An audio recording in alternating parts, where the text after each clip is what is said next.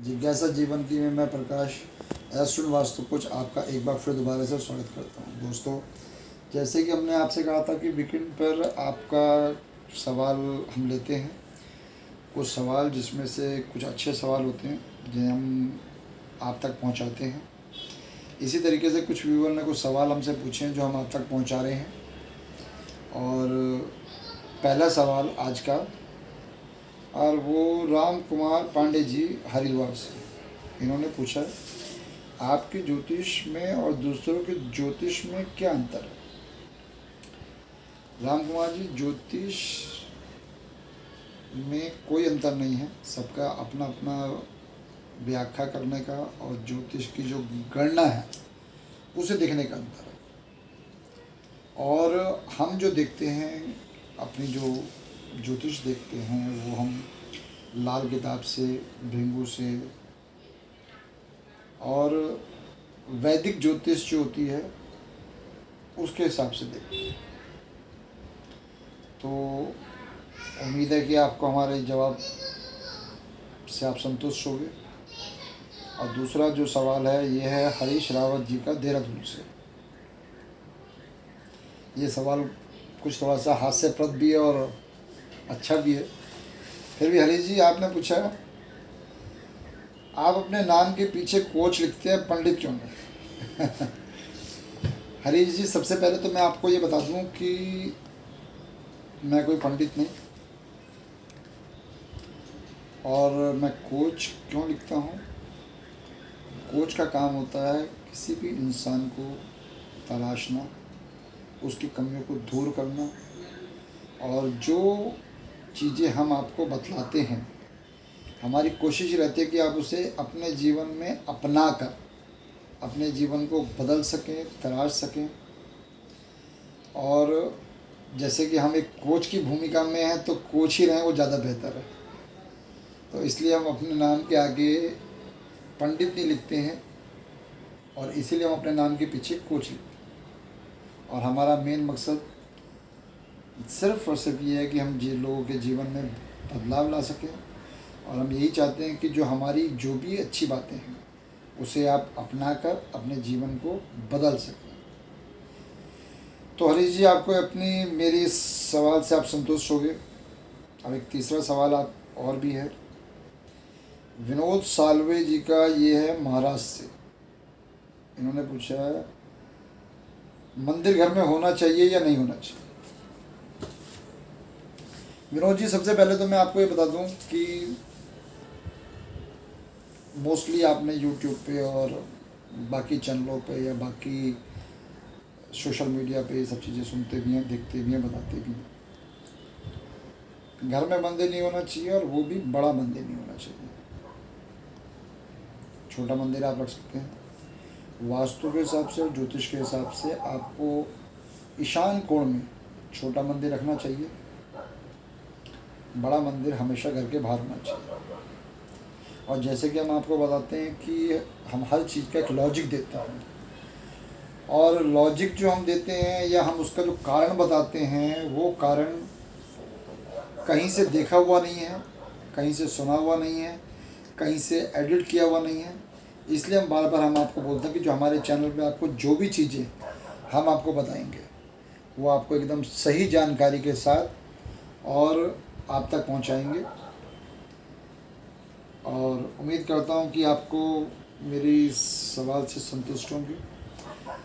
पर विनोद जी, हम बहुत जल्दी जो है अपने नेक्स्ट वीडियो मंदिर को ही लेके शुरू करने वाले हैं, क्योंकि हमारे पास मंदिर को लेके बहुत सारे सवाल जवाब आए हैं कि भाई मंदिर को लेके कि मंदिर में मूर्ति क्या होनी चाहिए, फ़ोटो क्या होनी चाहिए, या बहुत सारी चीज़ें हैं।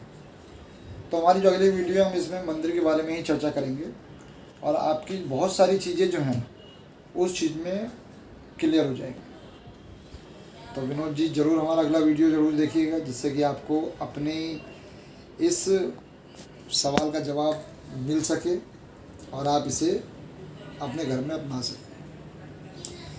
तो बढ़ते हैं दोस्तों अगले सवाल के लिए, और वो अगला सवाल है अनिल कुमार वस्त, बनारस। शिव की नगरी से सवाल है और बहुत अच्छा सवाल है। मैं बहुत पूजा पाठ करता हूँ, उसके बाद भी मेरे ऊपर कर्ज होता जा रहा है और काम धंधा है नहीं। तो अनिल जी, सबसे पहले तो जो महामारी चल रही है पिछले 2 साल से सभी के साथ है, कुछ ना कुछ प्रॉब्लम्स और कुछ ना कुछ चीज़ों का तालमेल। हिम्मत रखिए, धीरे धीरे सब चीज़ें ठीक होंगी, पटरी पे आएंगी। और आपने लिखा है कि आप बहुत पूजा पाठ करते हैं, बहुत अच्छी बात है कि आप पूजा पाठ करते हैं। कर्ज हो गया है, परेशान है, तो अनिल जी मैं आपको सिर्फ कल इतनी राय दूंगा कि आप अपना नाम, डेट ऑफ बर्थ और डेट ऑफ प्लेस आप भेजिए।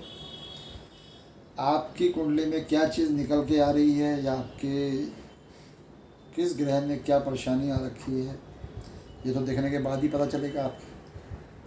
और आपकी कुंडली देखने के बाद ही हम आपको कोई उपाय बता पाएंगे। तो आप हमें व्हाट्सएप पे जो हमारा नंबर है 9643236868, उस पर आप अपनी डिटेल भेजिए और हम आपको आपके सवाल का जवाब ज़रूर देंगे। तो अनिल जी, आपको हमारी बात से संतुष्ट हो गए? अब बढ़ते हैं एक और अगले सवाल के लिए। और अगला सवाल है राजकुमार प्रीतमपुरा, इंदौर से। इन्होंने पूछा है, आप जो कुंडली बनाते हैं उसमें ऐसा क्या है जिससे जीवन में बदलाव लाया जा सके? राजकुमार जी, हम जो कुंडली बनाते हैं वो कुंडली ज्योतिष वैदिक के हिसाब से, लाल किताब के हिसाब से, न्यूमरोलॉजी के हिसाब से और वास्तु को देख के, जब हम इस 4 चीज़ों का जो कॉम्बिनेशन है उससे जब हम किसी कुंडली देखते हैं तो उसमें जो उपाय निकल के आता है या जो उसकी परेशानी निकल के आती है वो लगभग 90 से 100% बिल्कुल सही होती है। और हम जो उसका उपाय बताते हैं उस उपाय को अपना कर अपनी वो परेशानियों से काफ़ी हद तक उसको राहत मिलती है। यही सब खाली हमारी कुंडली की विशेषता है। और जो दूसरी विशेषता है वो ये है, आप हमारी कुंडली 2 साल की बनवाते हैं, 5 साल की बनवाते हैं, 10 साल की बनवाते हैं, कुंडली तो आपको पूरे जीवन भर की हम बना के देंगे वन टाइम। साथ में जो उसके उपाय हैं वो 2 साल के, 5 साल के और 10 साल के। अब इसमें खासियत क्या है? खासियत ये है कि जब आप 2 साल की बनाते हैं तो 2 साल हम आपके साथ हैं। यानी कि जैसे कि अभी मैंने अपने इसी में किसी ने सवाल पूछा था हरीश जी ने कि हम अपने नाम के पीछे पंडित की जगह कोच क्यों लिखते हैं? अगर आप हमसे 2 साल के उपाय लेते हैं, पूछते हैं, तो हम एज ए कोच आपकी 2 साल पूरी की पूरी जितनी भी जो भी हिफाजत है या जो भी आपकी परेशानी है उसमें हम आपके साथ बराबर खड़े रहेंगे। 5 साल की बनवाते हैं तो भी हम आपके साथ खड़े रहेंगे, 10 साल की बनवाते हैं तो भी हम आपके साथ खड़े रहेंगे। कहीं पर भी अगर आप ये कुंडलियाँ बनवाते हैं तो कोई भी व्यक्ति आपके साथ इस तरीके से कमिटमेंट नहीं करेगा, कोई आपके साथ इतने दिन तक नहीं खड़ा होगा। ये हमारी कुंडली की खासियत है कि हम आपके साथ तब तक रहेंगे जब तक कि आपके अंदर बदलाव ना आ जाए, जब तक आप अपनी समस्या से छुटकारा ना पा लें। तो हमारी कोशिश ये रहेगी कि हम जिसके साथ भी जुड़ें हम अपना कमिटमेंट पूरा करें और आपके जीवन में बदलाव लाके आपको निखार सकें, साथ में जो आपकी समस्या है उससे आपको छुटकारा मिल सके। तो दोस्तों, ये आज के सवाल थे जो हमने छांटे थे, जिसमें से अच्छे थे।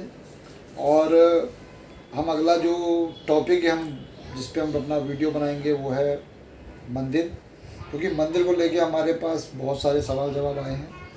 अगर हम सबके सवाल जवाब लेंगे तो बहुत लंबा वीडियो हो जाएगा। तो हमने सोचा कि हम एक मंदिर को लेके एक टॉपिक बनाएं जिससे कि जो बहुत सारे लोगों की जो गलत धारणाएं हैं या गलत चीज़ें हैं वो दूर कर सकें और उसे अपना कर जो हम बताएंगे। और फिर मैं जैसे कि बार बार बोलता हूँ, अपने जीवन में आपको बदलाव लेके आना है तो ज़रूर आप अपने जीवन में बदलाव लेके आइएगा। तो मिलते हैं दोस्तों अपने नेक्स्ट वीडियो में, जब तक के लिए जय माता दी।